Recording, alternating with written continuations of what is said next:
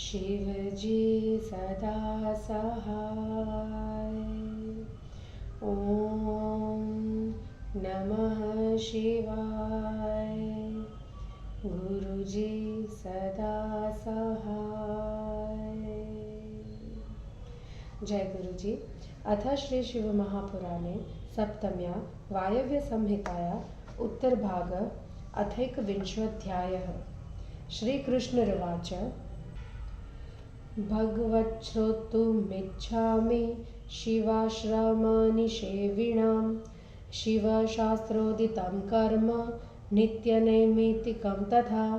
उपमन्युर्वाच प्रातरुत्थाय शयनात्वा यात्वा देवं सहाम्बया विचार्य कार्यनिर्गच्छेद् गृहादभ्युदिते ऋणे अबाधे विजने देशे कुर्यादावश्यकं ततः।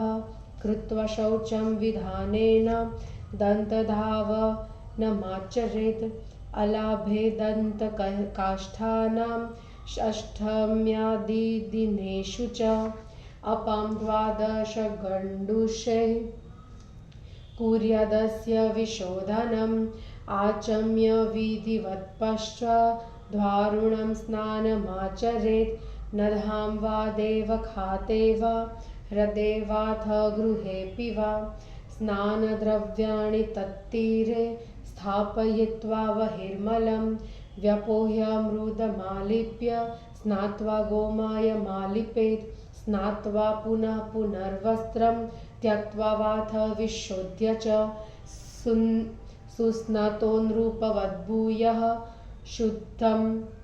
शुद्ध्वं वासो वसीत च मलस्नानं सुगन्धाधे स्नानं दन्तविशोधनं न कुर्याद् ब्रह्मचारी च तपस्वी विधवा तथा। सोपवीतः शिखां बदध्वा प्रविश्य च जलान्तरम् अवगाह्य समाचान्तो जलेन न्यस्येन्द्रिमण्डलं तोयमग्नः पुनर्मन्त्रं जपेच्छक्त्या शिवं स्मरेत् उत्थायाचम्य तेनैव स्वात्मानमभिषेचयेत् गोशृङ्गेण सदर्भेण पालशेन दलेन वा पाद्मेन वाथ पाणिभ्यां प्रचकृत्वस्त्रीरेव वा उदानादो गृहे चैव वर्धन्याकलशेन वा अवगाहनकालेद्भिर्मन्त्रितैरभिषेचयेत्। अथ चेद्वारुणं कर्तुं शक्तशुद्ध्वा वा ससा आर्द्रेण शोधयेदेहम् आपदालदातलमस्तकम् आग्नेयं वाथ वा मन्त्रं कुर्यात् स्नानं शिवेन वा शिवचिन्तापरं स्नानं युक्तस्यात्मीयमुच्यते स्वसूत्रोक्तिविधानेन मन्त्राचमनपूर्वकम् आचरेदब्रह्म्य यज्ञातं कृत्वा देवादितर्पणम् मण्डलस्थं महादेवं ध्यात्वाभ्यर्च्य यथाविधि ददादध्य ततस्तस्मै शिवायादित्यरूपिणे अथ वैतस्त्वसूत्रोक्तं कृत्वा हस्तो विशोधयेत् करन्यासं ततः कृत्वा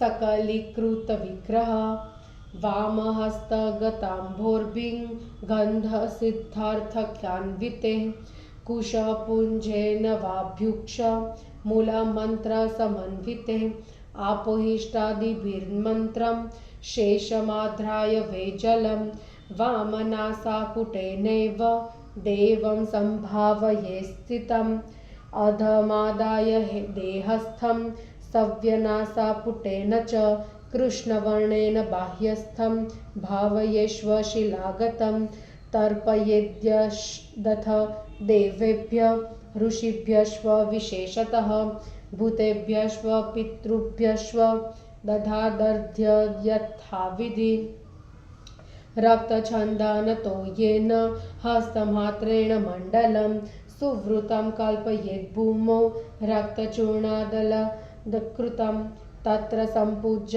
येद्वानुं स्वकीयावरणे सह स्वखोल्कायेति मन्त्रेण सागतः सुखसिद्धये पुनश्वमण्डलं कृत्वा तदग्रे परिपूज्य च तत्र स्थाप्य हेमपात्रं मागधप्रस्थसंमितं पूरयेन्द्रन्दतोयेन रक्तचन्दनयोगिना रक्तपुष्पे स्थिलेष्वेव कुशाक्षतसमन्वितः दूर्वापामार्गद्रव्यैश्च केवलेन जलेन वा जानुभ्यां धरणीं गत्वा नत्वा देवं च मण्डले कृत्वा शिरसि तत्पात्रं दधादर्घ्य शिवाय तत अथवाञ्जलिना तोयं सदर्भमूलविद्यया उत्क्षिपेदम्बरस्थाय शिवायादित्यमूर्तये कृत्वा पुनः करन्यासं करशोधनपूर्वकं बुद्ध्वेषानादिसिद्धान्तं पञ्चब्रह्ममयं शिवं गृहीत्वा भसितं मन्त्रे विमृज्याङ्गानि संस्पृशेत आपादान्ते शिवोर्वक्त्र हृद्गुह्यचरणक्रमात् ततो मूलेन सर्वागम् आलभ्य वसन्नान्तरम् परिधाय द्विराचम्य प्रोक्ष्येकादमशमन्त्रिते जलेराच्छाद्य वासोऽन्यद् द्विराचम्य शिवं स्मरेत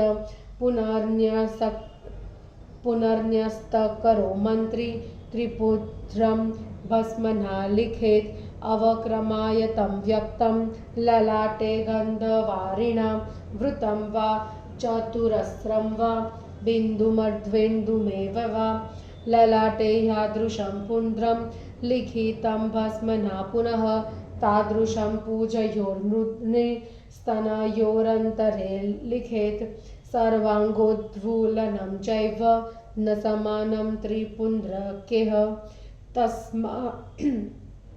तस्मान् त्रिपुण्ड्रमेवेकं लिखेदुद्वूलनं विना रुद्राक्षान्धारयेन्मूर्ध्निं कण्ठे क्षोत्रे करे तथा सुवर्णवर्णमच्छिन्नं शुभं नन्ये धृतं शुभं विप्रादीनां क्रमाश्रेष्ठं पीतं रक्तमथासितं तदलाभे यथा लाभं धारणीयमदूषितं तत्रापि नोत्तरं नीचैर्धार्यनीचमथोत्तरे नाशुचिर्धारयेत् दक्षं सदा कालेषु धारयेत् इत्थं त्रिसन्ध्यमथवा द्विसन्ध्यं सकृदेव वा कृत्वा स्नानादिकं शक्त्या पूजयेत् परमेश्वरं पूजास्थानं समासाद्य बदध्वा रुचिरमासनं ध्यायेदेवं च देवीं च प्राग्मुखो व्याप्युद्य मुखः श्वेतादिन्न कुलीशान्तम् अस्तच्छिष्यान् प्रणमेत् गुरुम् पुनर्देवं शिवं नत्वा ततो नामाष्टकं जपेत शिवो महेश्वरश्वैव रुद्रो विष्णुपितामहः संसारवैधः सर्वज्ञः परमात्मेति चाष्टकम् अथवा शिवमेकैकं जपित्वेकादशाधिकं जिह्वाग्रे तेजसो राशिं ध्यात्वा व्याध्यादिशान्तये प्रक्षाल्य चरणौ कृत्वा करो चर्चितो प्रकुर्वीत करन्यासं करशोधनपूर्वकम् इति श्री शिवमहापुराणे सप्तम्यां वायव्यसंहितायाम् उत्तरभागे नित्यनैमित्तिककर्मवर्णनं नामैकविंशोऽध्यायः। हिंदी अनुवाद।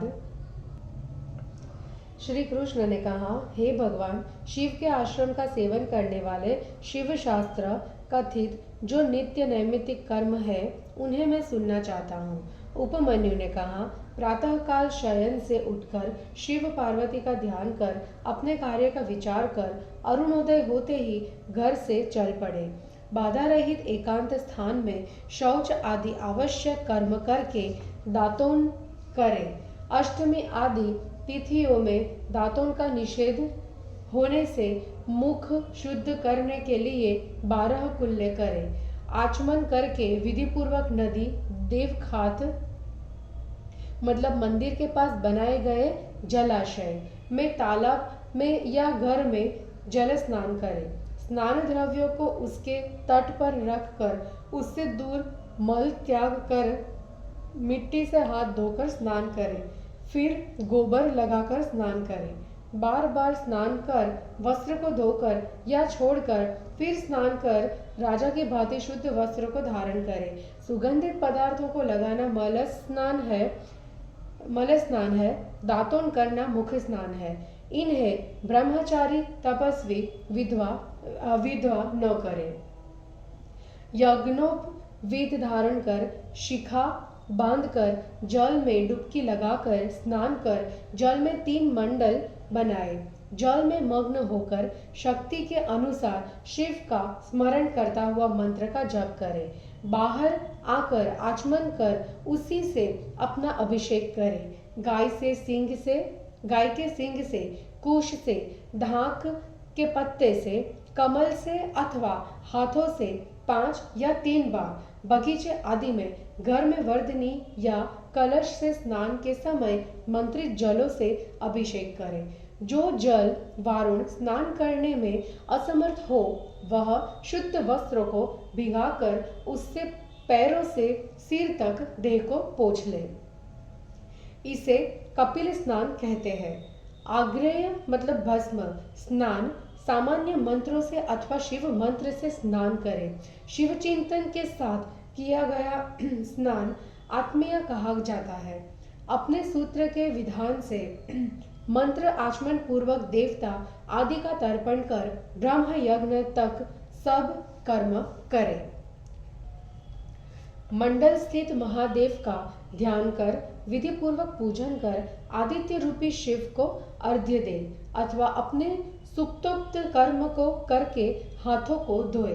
फिर करन्यास करके संपूर्ण शरीर को शुद्ध कर बाएं हाथ में रखे जल से गंध और सरसों सहित कुश समूह को लेकर मूल मंत्र से प्रोक्षण करें। आपोहिष्टा आदि मंत्रों से शेष जल को सूंघकर बाएं नासापुट से श्वेत देव की संभावना करें। अर्घ्य लेकर दाहिने नासापुट से देह के बाहर स्थित कृष्ण वर्ण देव की संभावना करें। फिर विशेष कर देवता, ऋषि, पितर तथा भूतों को यथाविधि अर्घ्य देना चाहिए। लाल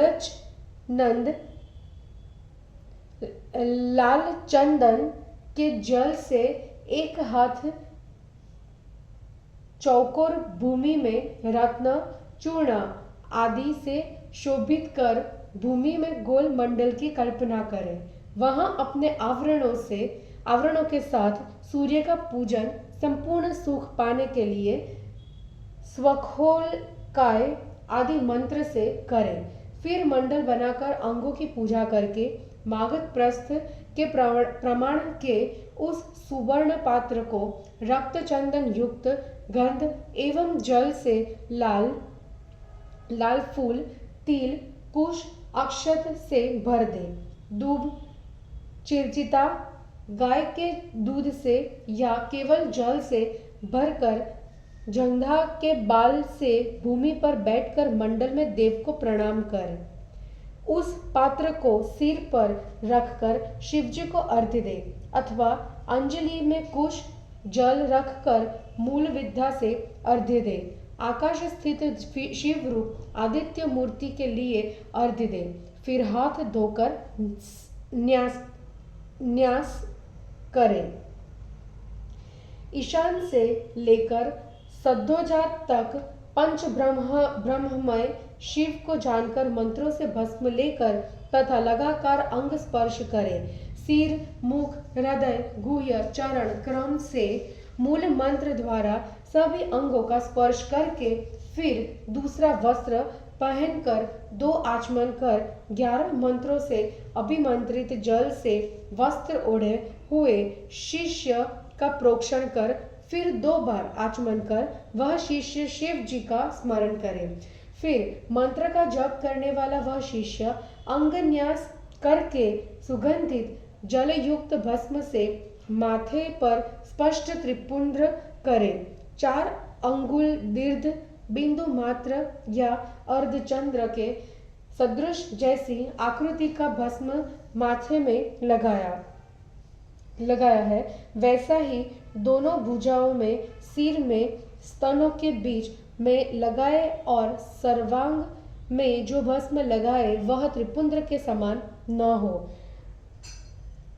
उद्दूलन क्रिया के बिना माथे पर त्रिपुंड्र लगाए रुद्राक्षों को सिर, कंठ, कानों, हाथों में धारण करें। जो सुवर्ण वर्ण के सदृश दूसरों द्वारा धारण किए न हो वे क्रम से ब्राह्मण आदि वर्णों के लिए पीला, लाल, काला श्रेष्ठ है। ऐसा न मिलने पर जो मिले उसे धारण करे, किंतु वह दूषित न हो।